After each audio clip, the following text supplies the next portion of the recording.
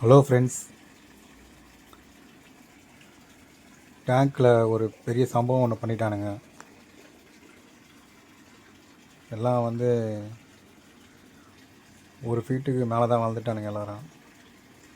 இவங்க 4 பேர் தொல்லை தான் தாழ முடியல. பாக்கு தான் சொல்கிறேன். இதுவே செகண்ட் டைம் இது மோட்டரை கடிச்சு ஃபால்ட் ஆயிடுச்சு.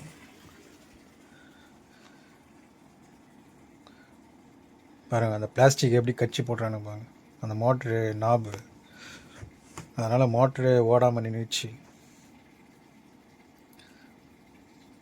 பல்லு பயங்கர ஷார்ப்புன்னு நினைக்கிறேன்.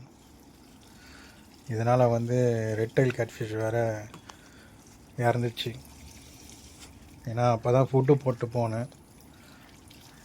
மறுநாள் பார்த்தா மோட்ரு ஓடவே இல்லை. இதான் கஷ்டமாக இருக்குது. கரெக்டாக 1.5 அடி இருக்குன்னு நினைக்கிறேன்.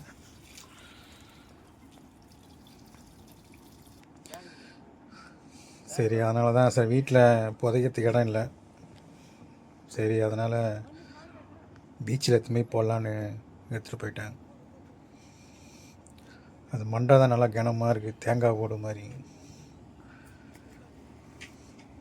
கடலில் போட்டாச்சு.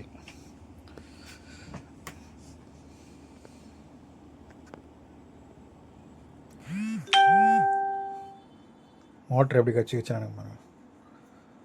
ஃபுல்லாக பல்லாக இருக்குது பாருங்க.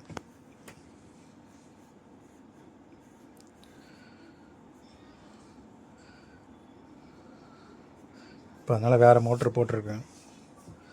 இது ஃபுல்லாக கீழ் பாட்டம்லாம் உடஞ்சிட்ருக்கு. வேறு தான் ரெடி பண்ணணும். சரி, அதனால தான் சரி ஃபுட்டு வேறு போடணும். சரி, இருக்கிற 3 பேர் இருக்கிறாங்க.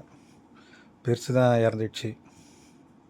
ஏன்னா ஃபுட்டு போட்டோன்னே இவங்க தான் எல்லாத்தையும் சாப்பிட ஆரம்பிக்குதுங்க. யாருன்னா ஒருத்தர் வீக்கானா சரி, அவள் கதையை முடிச்சிடுவாங்க. ஆனால் அந்த கேட்ஃபிஷ்ஷும் இன்னும் உயிரோடு இருக்குது. எனக்கு அதான் ஆச்சரியமாக இருக்குது.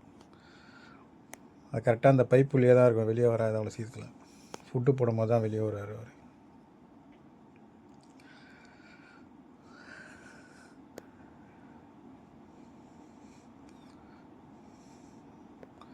ஜெயிண்ட்டு கூட வெளியே வர மாட்டாங்க.